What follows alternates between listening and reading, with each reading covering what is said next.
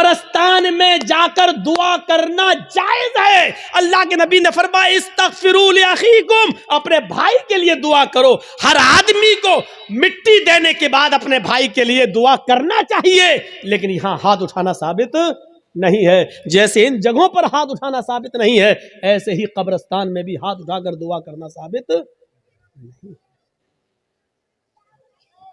या है तो हमें बताओ कहां है। नहीं साहब उठा लें तो हर्ज क्या है।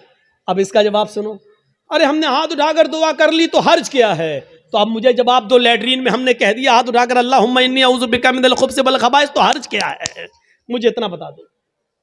अज़ान के बाद हमने हाथ उठाकर दुआ मांग ली है, अशहदु अल्ला इलाहा इल्लल्लाह, हर्ज क्या है मुझे बता दो। यहां आपको हर्ज लगता है, मुझे कब्रिस्तान में हाथ उठाकर दुआ मांगने में हर्ज लगता है। क्यों इस्लाम को अपने और अपने बाप दादा के तरीके पर चलाना चाहते हो। इस्लाम चलेगा तो सिर्फ फातिमा के बाप के तरीके पर चलेगा। इस्लाम न तुम्हारे तरीके पर चलेगा, न मेरे, न तुम्हारे बाप के तरीके पर चलेगा, न मौलवी जर्जीज के बाप के तरीके पर चलेगा। इस्लाम चलेगा तो जनाब मोहम्मद रसूलुल्लाह के तरीके पर चलेगा। आपको नमाज पढ़ने के बाद दुआ से कोई नहीं रोकता। यकीन मानिए, नमाज पढ़ने के बाद आप दुआ करिए, हम आपको नहीं रोकते हैं। अच्छा अमल है नमाज पढ़ना, और नमाज के बाद दुआ मांगना अच्छा अमल है। मांगिए मांगिए, मना नहीं किया जा रहा है।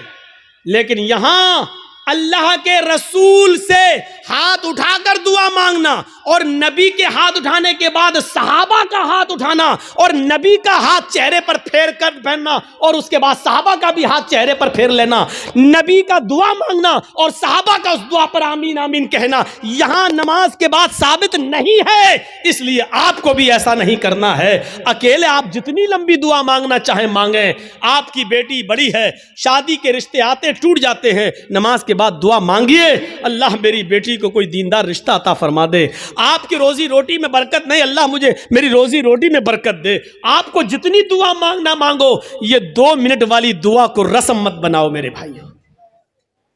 इमाम साहब ने कहा अस्सलाम वालेकुम बरहमतुल्लाह, अस्सलाम वालेकुम बरहमतुल्लाह, अल्लाहुम्मा आमीन, आमीन, पीछे कर आमीन आमीन आमीन आमीन। अबे ये कौन सी दुआ है। और 2 मिनट में ला इलाहा इल्लल्लाह मुहम्मदुर रसूलुल्लाह, 2 मिनट में तेरी भी जरूरत पूरी हो गई, 2 मिनट में उसकी भी हो गई। वहां इमाम कह रहा है अल्लाह मेरी रोजी रोटी में बरकत दे, आप कह रहे हैं आमीन। अरे फायदा तो इमाम का हो रहा, आपका क्या हो रहा है मुझे बताओ। वो इमाम तो अपनी दुआ कर रहा है?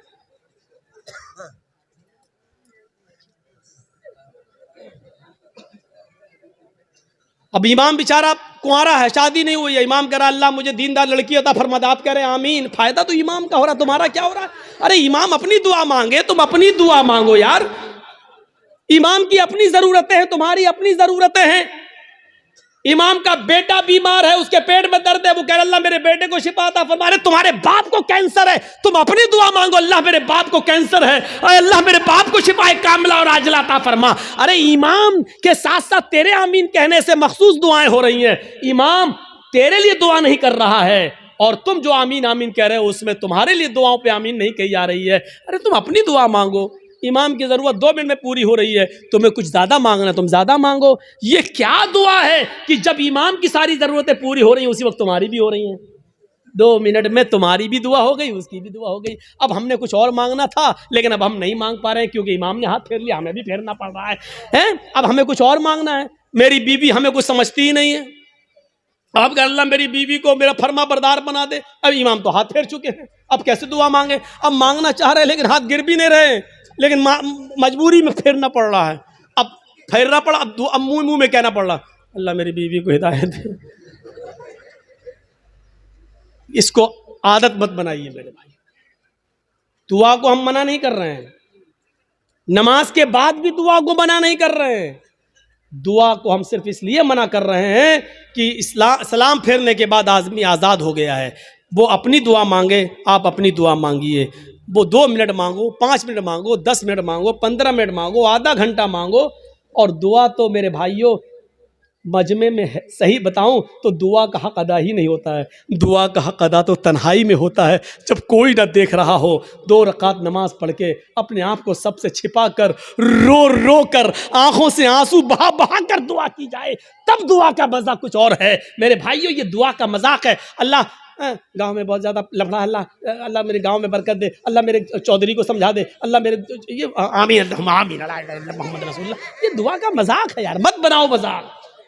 इतना मजाक दुआ का कभी नहीं बनाया गया जितना हम दुआ का मजाक बना रहे हैं।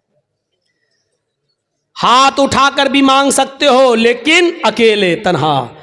कब्रिस्तान में दुआ मांगने का हुक्म है और हर शख्स को दुआ मांगना चाहिए, लेकिन वहां हाथ उठाना साबित नहीं है। वहां सिर्फ हुक्म यह इस्तगफिरू लिअखीकुम, अपने भाई के लिए दुआ करो, सिर्फ दुआ है। अगर हाथ उठाना होता तो अल्लाह के नबी कहते अपने भाई के लिए दोनों हाथ उठाकर दुआ करो। और यह आता कि अल्लाह के रसूल ने फला फला के दफनाने के बाद आपने दोनों हाथ उठाकर दुआ की है, आता हदीस में, लेकिन हदीस की किसी किताब में नहीं आया अल्लाह के रसूल ने किसी भी सहाबी को दफन करने के बाद अपने हाथों को उठाकर दुआ की हो, कहीं नहीं आता है। हाँ, ये आया कि अल्लाह के रसूल ने कब्र में सहाबी को दफन करने के बाद सहाबा से फरमाया इस्तगफिरू लिअखीकुम, अपने भाई के लिए दुआ करो। आप चाहते तो कह सकते थे मैं दुआ कर रहा हूं, आप लोग आमीन आमीन बोलो, अल्लाह जिसका इंतकाल हुआ उसके रूह को आला इल्लीन के अंदर जगह अता फरमा, अल्लाह उसके पसमानदगान को सब्र जमील अता फरमा। आप चाहते तो कब्रिस्तान में सब दुआ कर सकते थे, लेकिन आपने न की ऐसे, और न लोगों ने आमीन कहा,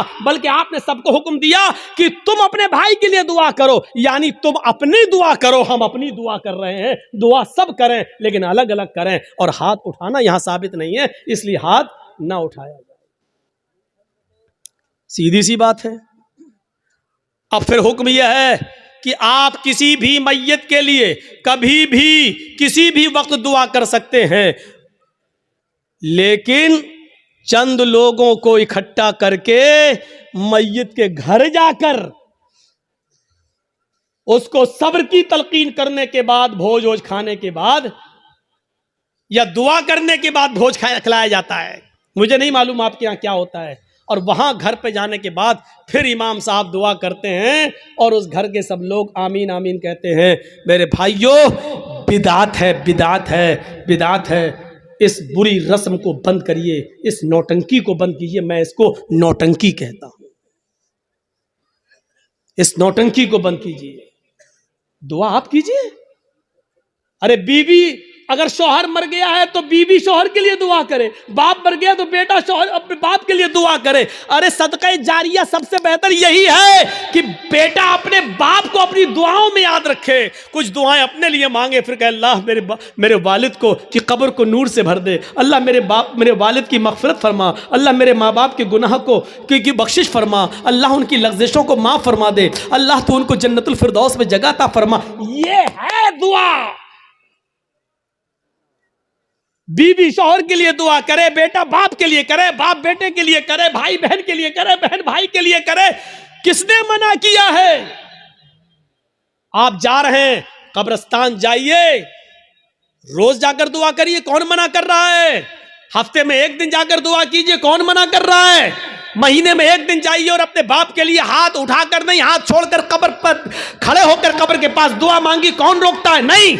लेकिन आप पूरे साल न जाएं, सिर्फ ईद के दिन ईद की नमाज पढ़ने के बाद कब्र पे जाकर दुआ मांगे और इसको मामूल बना लें, यह गलत है। आप किसी दिन को मुतय्यन करके दुआ करेंगे तो वही चीज बिदअत हो जाती है। आप आज मांग लीजिए, कल मांगिए, 2-4 दिन बाद मांग लीजिए, मुतय्यन मत करिए, रोज दुआ मांगिए कब्र पे जाके, कोई मना नहीं करता है। और कब्र पे जाके दुआ इसलिए मांगने जाइए आप कि वहां जाएंगे तो आपको अपनी मौत याद आएगी, वरना दुआ मांगने के लिए कब्र पे जाना जरूरी नहीं है। दुआ के लिए आप अपने घर से भी दुआ कर सकते हैं। मेरे भाइयों, मेरे बाप इटावा में हैं और मेरे पास फ़ोन आ जाए और वो बीमार, मैं इस जलसे में भी दुआ कर सकता हूँ। आपके डिस्ट्रिक्ट मालदा में रहकर क्या मेरे लिए दुआ करो।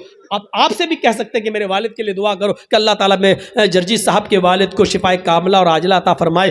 कोई बुराई की बात नहीं है। दुआ के लिए किसी के घर जाकर ही दुआ की जाए या कब्रिस्तान जाकर दुआ की जाए, ये ज़रूरी नहीं है, लेकिन अगर आप जाएंगे तो आपको अपनी मौत भी याद आएगी कि एक दिन हमको भी इस जगह आना है, इसलिए आप अगर जाते हैं तो ठीक है। इसी तरीके से मेरे भाइयों याद रखिएगा, कोई भी काम हो अगर शरीयत की रोशनी में ठीक है तो करेगा। बहुत से लोग क्या करते हैं, बेटे का खतना हो रहा है, खाना दावत कहते हैं, साहब हाँ आज दावत है आपकी, किस बात की दावत? बच्चे का खतना करा रहे हैं। याद रखना, इस्लाम के अंदर सिर्फ दो ही खाने को जायज करार दिया और उसका हुक्म है, एक वलीमा, शादी के बाद बीवी जब घर पे आए तो उस बीवी के साथ एक रात गुजारने के बाद दूसरे दिन वलीमा करना। बहुत से लोग ये कहते हैं कि बीवी के साथ जब तक मुजामियत या हम बिस्तरी न कर ली जाए वलीमा नहीं, बीवी आ गई, रात आप उसके साथ बैठ गए, दो चार गुफ्तगू हो गई, बातें हो गई, बस हो गया, उसके बाद सुबह होकर आप वलीमा कर सकते हैं, जायज़ है आपके लिए। अगर सोहबत और हमबिस्तरी हो जाए तो और अच्छी बात है, ठीक है, उसके बाद दुआ करिए और वलीमा करिए, ठीक। एक तो वलीमा सुन्नत है। दूसरी बात सुन लीजिए, लड़की वाले के यहाँ खाने का कोई सबूत नहीं है, जिसको चोर और डाकू बन के जाना हो वो जाए। लड़की वाले को न खिलाने का हुक्म है, न लड़की वाले के यहाँ जबरदस्ती बैठकर खाने का हुक्म है, न शरीयत ने लड़की वाले को खिलाने का मुकल्लफ बनाया है, वलीमे को सुन्नत कहा है। एक सहाबी अल्लाह के नबी के पास आए, आपने देखा उनके कपड़ों पर कुछ पीलापन है, जाफरान लगी हुई है, खुशबू आ रही है, आपने कहा ये क्या? कहा अल्लाह के नबी शादी कर ले। अच्छा, सैयबा से या बाकिरा से, कुंवारी या शादीशुदा थी, तलाकशुदा? कहा अल्लाह के नबी बाकिरा तो नहीं है कुंवारी, लेकिन हाँ एक बेवा से शादी की जिसका शौहर इंतकाल हो चुका। ऐसा क्यों किया? कुंवारी से शादी करते। कहा अल्लाह के नबी मेरे माँ बाप का इंतकाल हो चुका है और वो इस दुनिया में नहीं है, मेरी छोटी छोटी बहनें हैं, मेरी छोटी छोटी बहनें हैं, मैंने सोचा कि एक ऐसी औरत से निकाह करूं जिसको बच्चे पालने की महारत हो, तजर्बा हो, ताकि वो मेरी बहनों की अच्छी तरबियत कर सके, इस मकसद से मैंने शादी की। आपने कहा अच्छा कोई बात नहीं, वलीमा किया? कहा नहीं। आपने कहा वलीमा करो, देखिए हुक्म है, औलिम वलो बिशातिन, वलीमा करो, अगर ज़्यादा ताकत नहीं तो एक बकरी ही का करो, लेकिन करो। वलीमा करने से लोगों को पता चल जाएगा कि इसकी शादी हुई है, ये लोग नाजायज़ तरीके से नहीं रह रहे हैं, जायज़ तरीके से रह रहे हैं। वलीमे का हुक्म है, वलीमा करना चाहिए। एक ये खाना, उसका हुक्म मौजूद है। और दूसरा अकीका। अकीके की दो शक्लें होती हैं। दो शक्लें ये हैं कि 7वें दिन जब आप बच्चे का अकीका करें तो मोहल्ले के लोगों को आप बुलाकर अपने घर खिला भी सकते हैं, लेकिन मोहल्ले वालों को बुलाने के साथ साथ गरीबों का ख्याल रखा जाए। ऐसा ना हो कि सिर्फ अमीर आए और गरीबों को नज़रअंदाज कर दिया जाए, क्योंकि गरीबों का हक ज़्यादा है इसमें। गरीब और मिस्किन ढूंढे जाएं, कौन है ज़रूरतमंद, उनकी दावत दी जाए। एक तो ये तरीका है। और दूसरा तरीका अकीके का ये है कि अगर आप सबको बुलाकर अपने घर नहीं खिलाना चाहते हैं तो अगर लड़की है तो एक बकरी, लड़का है तो 2 जानवर ज़िबा करके उसका गोश्त गरीबों, मिस्किनों में और मोहल्ले के लोगों में तकसीम कर दिया जाए, तब भी आपका अकीका हो जाएगा। अपने घर खिला भी सकते हैं, ये एक अकीका। अकीके के अलावा, वलीमे के अलावा और कोई खाने का हुक्म और सबूत नहीं है हदीस के अंदर।